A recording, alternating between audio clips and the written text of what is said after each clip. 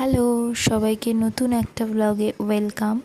দিনটা ছিল হচ্ছে মহালয়ার দিন, আর আমি সকালবেলা রেডি হয়ে বেরিয়ে গেছিলাম হচ্ছে বাবুঘাটের উদ্দেশ্যে।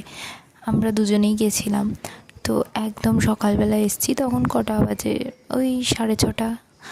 তো এই যে কত লোক তখন, এত ভালো লাগছিলো। আমি এতদিন শুধু টিভিতেই দেখেছি, কোনো দিন আমি আসিনি।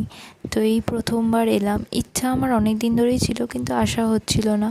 তো আজকে প্রথমবার এলাম, আর এসে তো আমি অবাক, এত ভিড় আর কত লোক তর্পণ করছেন। বেশ ভালো লাগছিল। তো সকালবেলা বেরিয়েছি, কিছু খাওয়া হয়নি, তাই ওখানে গিয়ে একটু কেক খেয়ে নিলাম, ঘুরে টুরে এরপর বেরিয়ে গেলাম হচ্ছে দীপের বাড়ি যাওয়ার জন্য। কারণ আজকের দিনটা খুব স্পেশাল, কারণ আজকে ওর মায়ের জন্মদিন। আজকে দুপুরের মেনু ছিল হচ্ছে পোলাও, চিকেন কষা, পনির, তার সাথে চাটনি আর স্যালাড। দুপুরে জমিয়ে খাওয়া দাওয়া করার পর বিকেলবেলা কেক কাটার অনুষ্ঠান ছিল। ওর মা প্রথমবার কেক কাটছিল, তাই জন্য লজ্জা পাচ্ছিল, হেসেই যাচ্ছিল, আর এই টুপিটা পরে তো আরোই লজ্জা পাচ্ছিল। এরপর আমরা গেছিলাম হচ্ছে স্ন্যাক্স রেডি করতে। স্ন্যাক্সে ছিল হচ্ছে চিকেন পকোড়া, আর তার সাথে একটা কিটক্যাট মিল্কশেক।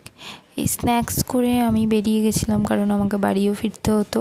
তো বাড়ি ফেরার পথে আমরা গেছিলাম হচ্ছে একটু পাটুলিতে ভেবেছিলাম অনেকই ভিড় হবে, যেহেতু মহালয়া প্লাস রোববার, তো সেরকম ভিড় ছিল না।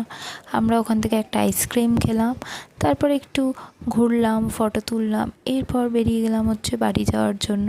তো এই যে আমি বাড়ি চলে এসেছি। ব্যাস, আজকের দিনটা এইভাবেই কাটালাম। টাটা, দেখা হবে নতুন ব্লগে।